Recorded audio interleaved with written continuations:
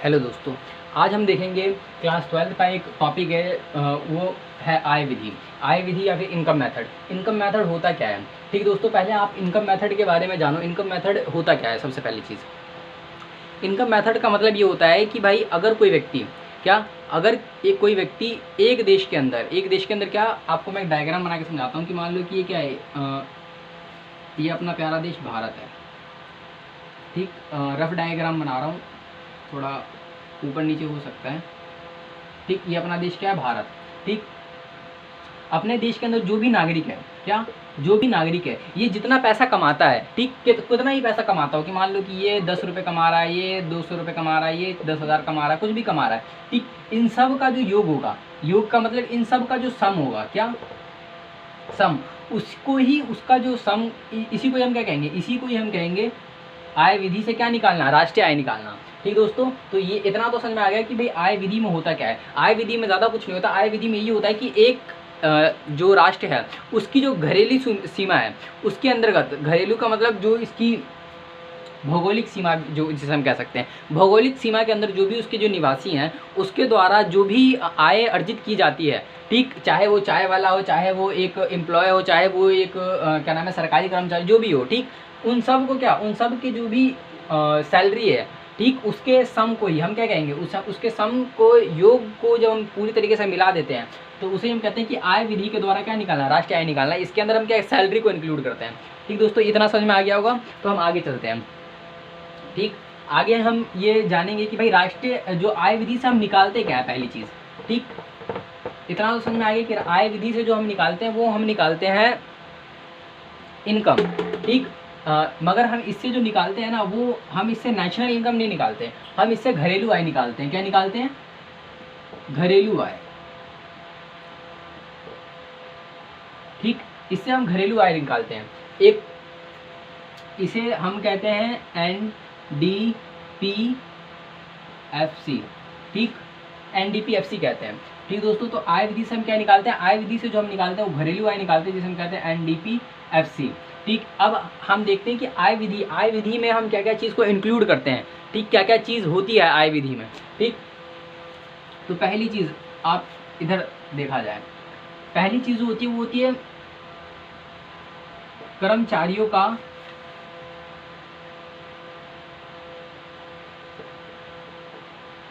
का पारिश्रमिक। ठीक दोस्तों, मैं आपको समझाऊंगा कि कर्मचारियों का पारिश्रमिक होता क्या है। तो पहले आप ये जान लो, पहला क्या होता है? कर्मचारियों का पारिश्रमिक। सेकंड जो होता है, सेकंड वो होता है हमारा प्रचलन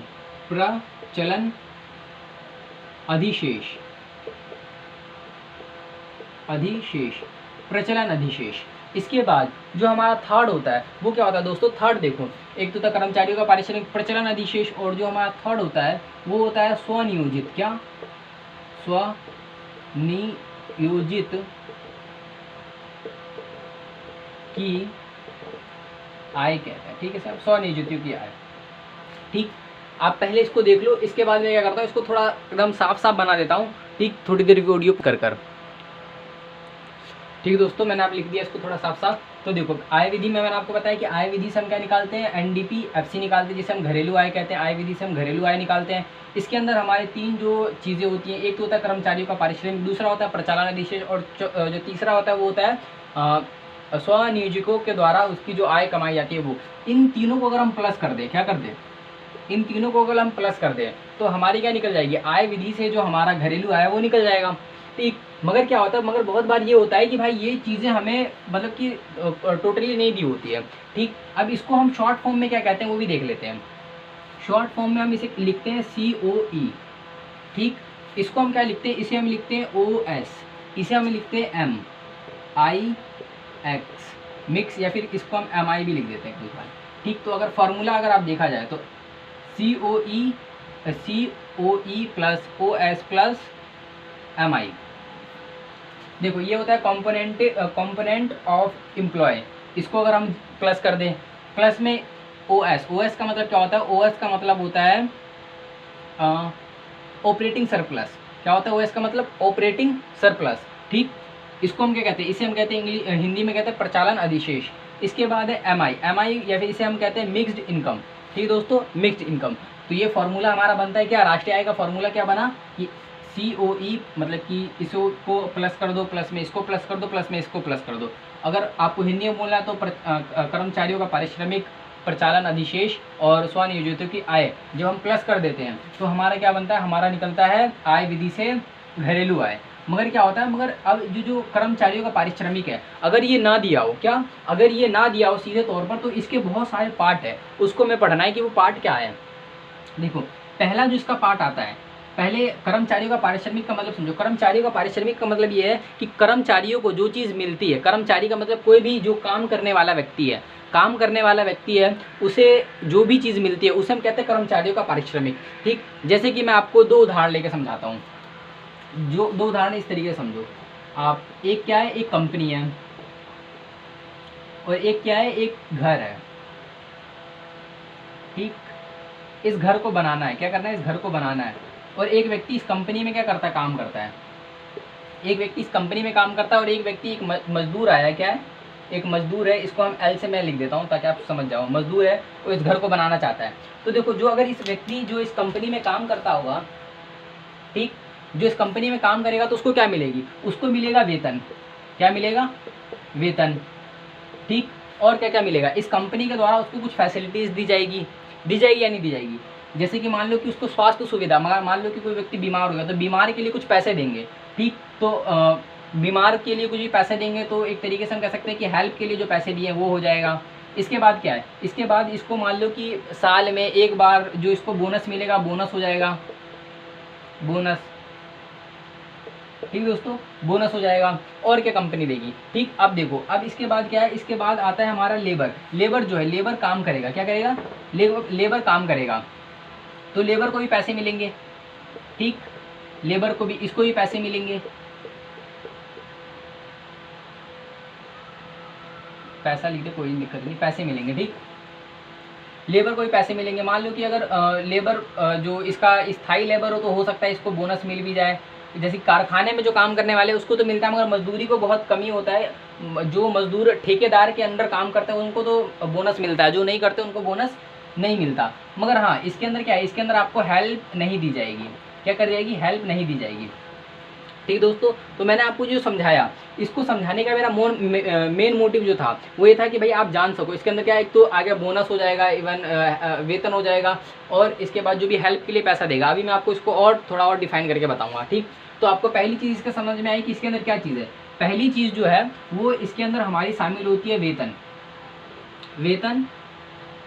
और दूसरी चीज़ होती है मजदूरी, मजदूरी। देखो, वेतन और मजदूरी में आपको मैं फ़र्क बताता हूँ। वेतन मैंने बताया कि ये एक व्यक्ति कंपनी में काम करता है, कंपनी में काम करता है तो इसको वेतन मिलता है। मगर ये व्यक्ति क्या है, ये व्यक्ति घर बनाने का काम करता है तो इसको वेतन नहीं मिलेगा, इसको मिलेगा मजदूरी। क्या मिलेगा दोस्तों, मजदूरी मिलेगा इसे। ठीक, अब बोलोगे कि भाई मजदूरी और वेतन हम कैसे पहचानें कि भाई किसको वेतन मिलता है, किसको मजदूरी मिलता है। लगने में तो दोनों टर्म ही जैसे लगते हैं कि कोई व्यक्ति कहे कि भाई मुझे मेरी जो मजदूरी मिली है या फिर मुझे मेरा क्या मिला है, मुझे मेरा वेतन मिला। लगना में एक ही जैसा मिलता है कि भाई दोनों में तो पैसे ही मिलते हैं ना, मगर दोनों में कुछ अंतर है। उस अंतर को मैं आपको समझा देता हूँ। देखो, वेतन जो होता है ना, वेतन, वेतन इधर वेतन, अरे यार गलत लिख दिया। वेतन, वेतन जो जिस भी व्यक्ति को मिलता है वो संगठित क्षेत्र से बिलोंग करता है। क्या करता है,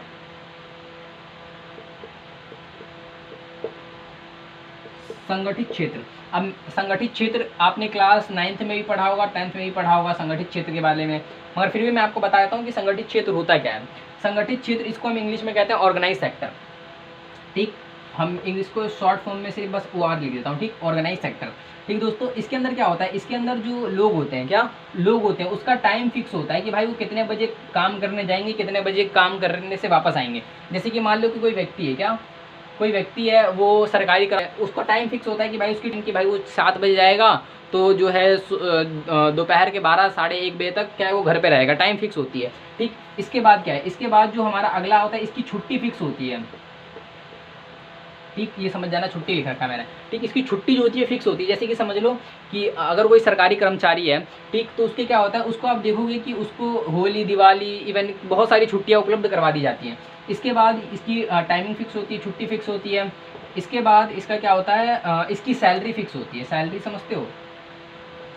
सैलरी इसकी क्या होती है? सैलरी। सैलरी का मतलब इसका क्या होता है, इस मान लो कि अगर कोई सरकारी टीचर है तो हो सकता है कि भाई उसको क्या है 50,000 से लेकर 60,000 के आसपास, अगर वो टेम्परेरी टीचर है तो लगभग लगभग 50 से 60,000 के आसपास क्या मिलेगा उसको? सैलरी मिलेगा। के का मतलब होता है 1000 एक तरीके से, ठीक ना। तो 50 से 60,000 सैलरी मिलेगा उसको, ठीक। इसके बाद क्या है, इसके बाद जो मजदूरी मिलता है, मजदूरी किसे मिलता है? मजदूरी मिलता है आपको, संगठित का उल्टा क्या होता है? असंगठित क्षेत्र में। इधर आ लगा लो सिर्फ बस, आ संगठित क्षेत्र, ठीक।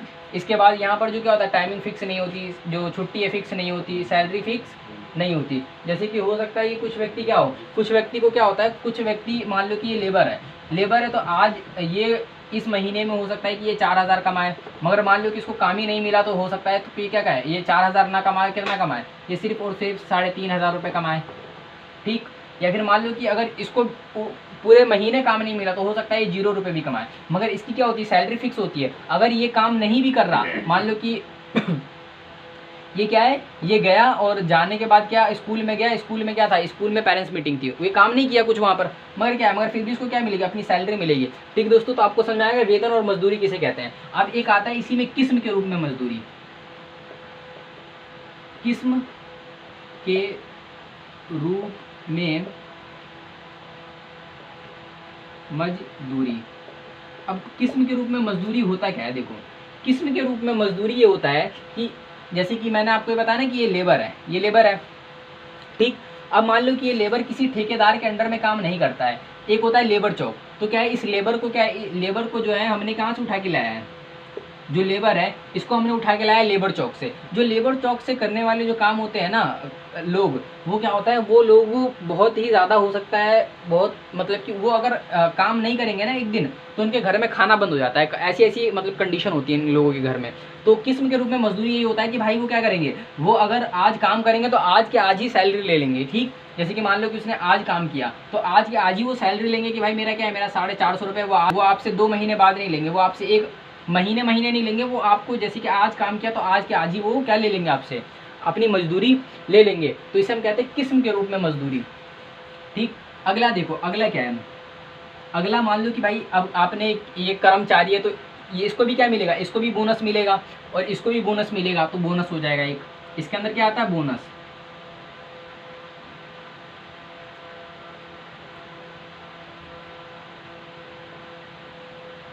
बोनस, तो बोनस आपको समझ में आ गया होगा। बोनस क्या होता है, बोनस का मतलब वही होता है कि भाई जो मान लो कि ये लेबर है क्या, इसके पास काम कर रहा है तो ये क्या करेगा, ये जो है जो इसका जो ठेकेदार है वो इस लेबर को क्या करेगा, साल में एक बार जो कुछ गिफ्ट देगा उसी को हम क्या कहते हैं, बोनस देगा, ठीक।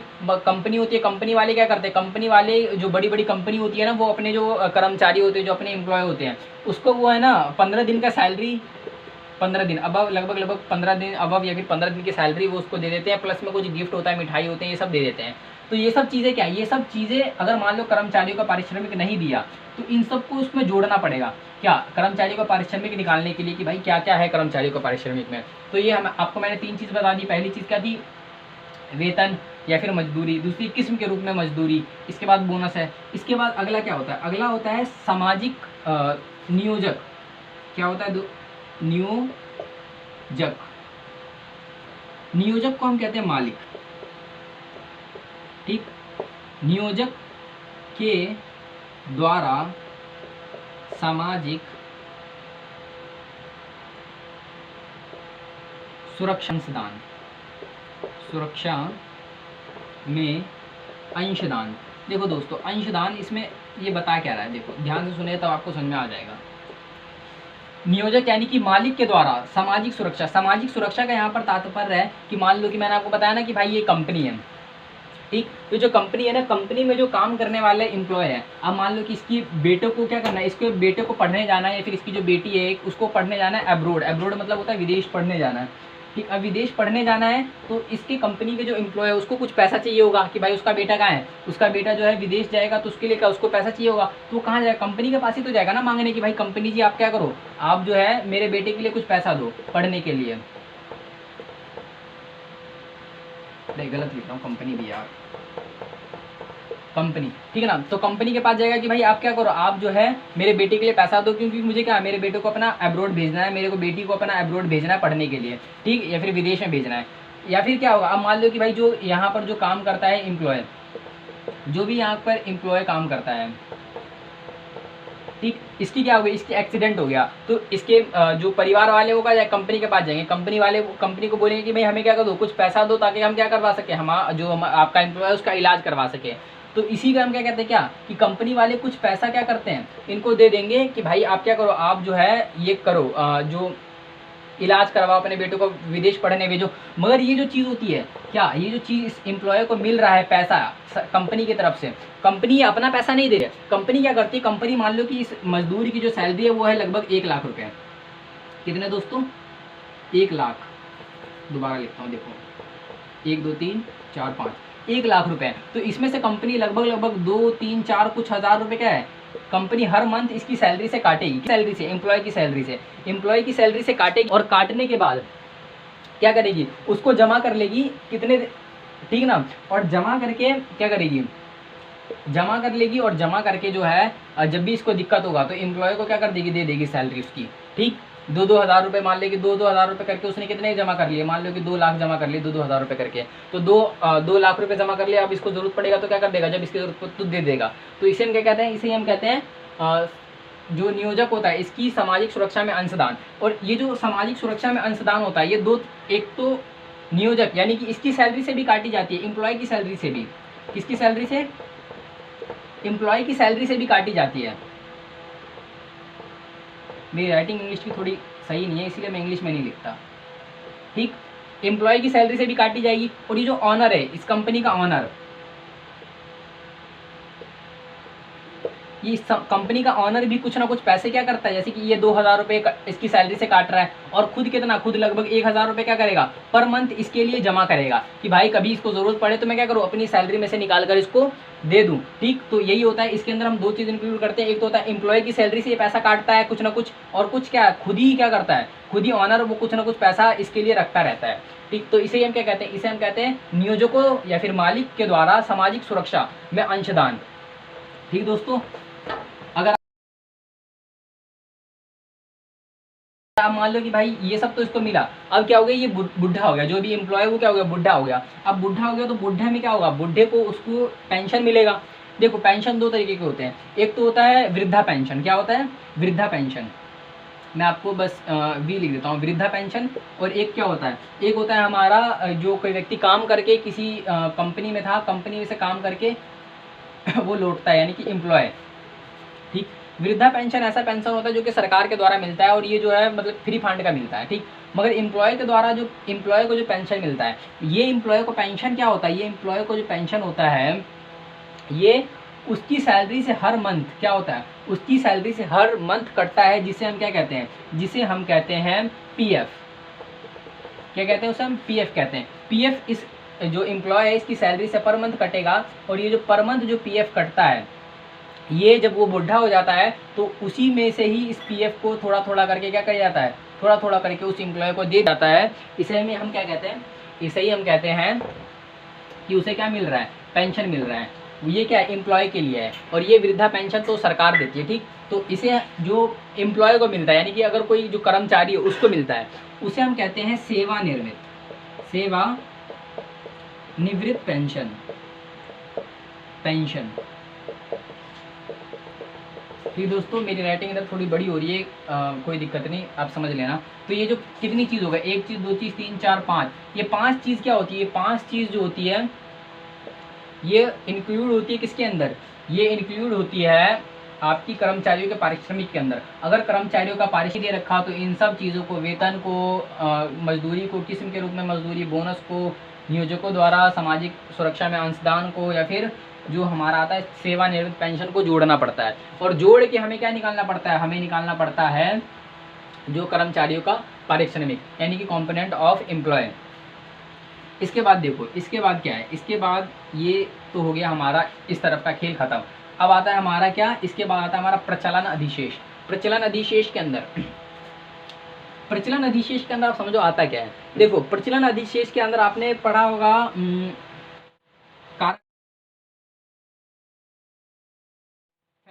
इनकम ना पढ़ा है आपने, फैक्टर इनकम, FC लिख देता हूँ बस, फैक्टर इनकम, या फिर पूरा ही लिखता हूँ।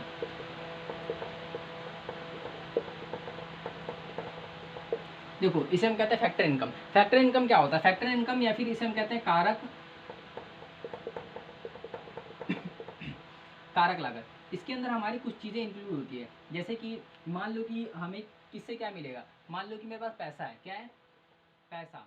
इस पैसे को मैंने क्या किया, इस पैसा को किसी व्यक्ति को दे दिया कि भाई तुम मुझे क्या कर रहा हूँ, तुम मुझे 2 साल बाद लौटाना, और 2 साल बाद लौटाना, और कितने % पे? 2% पे मैंने इसको दे दिया, जिसे कहते हैं ब्याज। तो अगर हम पैसे से पैसा कमा रहे हैं तो उसे हम कहते हैं ब्याज, ठीक।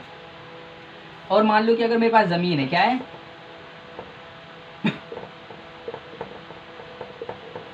ज़मीन है। अब ज़मीन है, ज़मीन को मैंने दे दिया कि व्यक्ति को कि भाई तुम लो, ये मेरी ज़मीन है, इस पर तुम क्या करो, अपना कारखाना डाल के काम करो, और मुझे पर मंथ कितने दे दो, तो मुझे पर मंथ लगभग 20,000 रुपये क्या कर दो, जो 20,000 रुपये है ये तुम मुझे किराया दो इसका।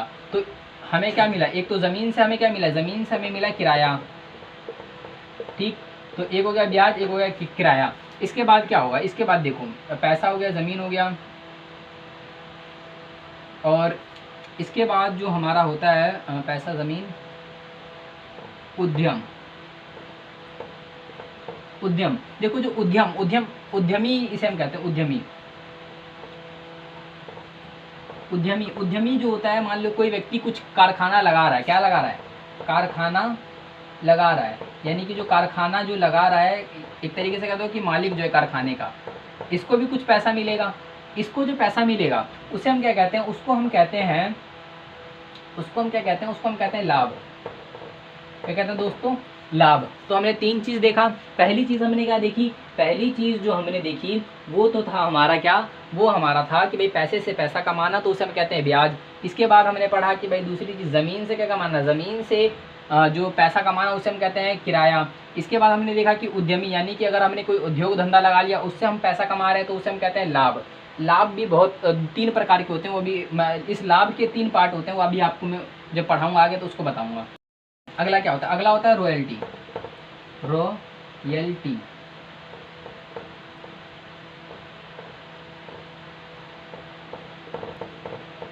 देखो दोस्तों, एक होता है रॉयल्टी का मतलब क्या होता है, रॉयल्टी का मतलब होता है कि मान लो कि मैंने क्या की, मैंने एक बुक ली, उस बुक को पब्लिश करवा दिया, उस बुक पब्लिश करवाने के बाद मुझे क्या, एक बुक पे मान लो कि 10 रुपये मिल रहे हैं। अब 10 रुपये मिल रहे हैं, और जब तक ये बुक पब्लिश होती रहेगी, लोग खरीदते रहेंगे, तो मुझे हर मान लीजिए मैं बुजुर्ग भी हो जाऊँगा तो भी मुझे पैसा मिलता रहेगा।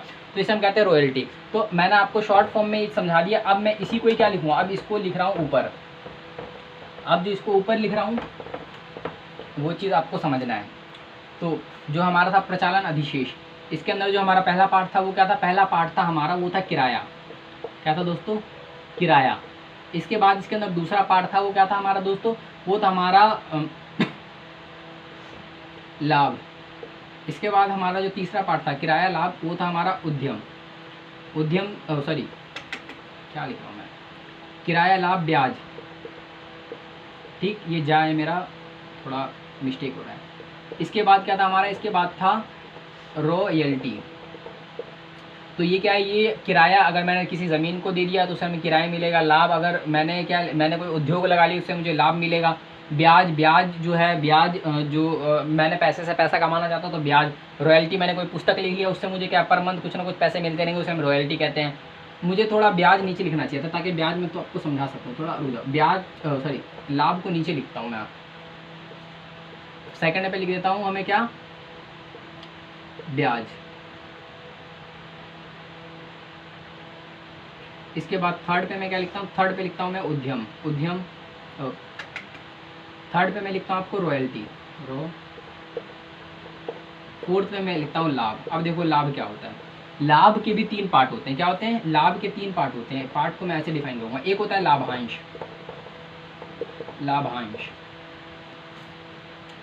इसे हम क्या कहते हैं, इसे हम इंग्लिश में कहते हैं प्रॉफिट।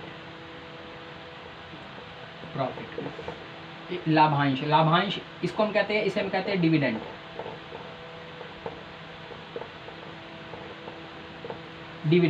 लाभांश को हम क्या कहते हैं, डिविडेंड। डिविडेंड जैसे कि मान लो कि एक कंपनी है, इस कंपनी को चलाने के लिए जो इसके कुछ ना कुछ शेयर्स होल्डर होंगे, ठीक ना। तो जो शेयर्स होल्डर है, मान लो कि एक ये हो गया, एक ये हो गया, एक ये हो गया, किसी का 5% है, किसी का 10% है, कुछ भी हो, ठीक है ना। जो शेयर होल्डर्स हैं और इस कंपनी को मान लो 100 रुपये का लाभ हो रहा है, तो ये 100 रुपये का जो लाभ है, इन सब कंपनी के जितने ऑनर्स हैं ना, मान लो 3 ऑनर्स है, 5 ऑनर्स है, जितने भी है, सब में ये 100 रुपये बढ़ जाएंगे, ठीक। तो इसे हम कहते हैं लाभांश। तो एक लाभ का जो पहला हिस्सा है वो है हमारा लाभांश। इसके बाद इसका दूसरा हिस्सा जो होता है वो होता है हमारा अतिरिक्त लाभ,